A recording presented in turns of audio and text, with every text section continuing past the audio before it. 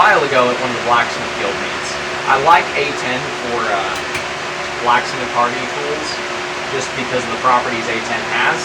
So what we're going to do today is make a butting tool. We're going to take this, we're going to make a shank, we're going to sink that into the hardy, bend it over, and then we're going to take this piece of rod, and we're going to bend that in half pretty tight to make essentially a bloom tool or a fullering, bottom fuller kind of thing for flowers, feathers, things of that nature. I don't have one that's designed specifically for putting stems in and stuff like that, which is what I'm doing with this.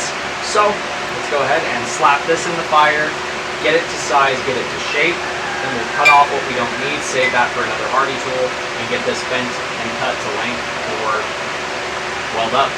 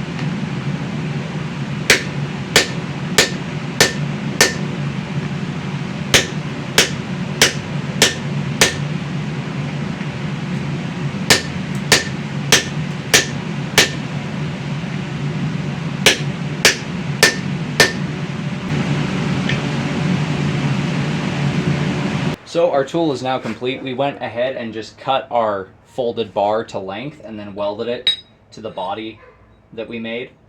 And all that does is give us a nice, let's call it a butt crack, because that's kind of what it looks like.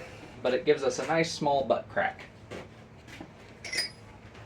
And using a fullering chisel or a fuller, when I'm making things like leaves and feathers, if I want a spine to it, I can take a round fuller chisel and just simply work it down into that recess.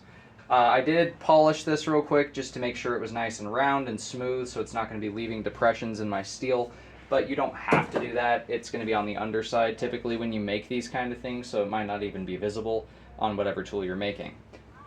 So this is very useful for things like stems, for things like spines on feathers. When you're making a leaf, especially an oak leaf where it has all those little depressions, or all the little spines that run through it, you can use this to create those.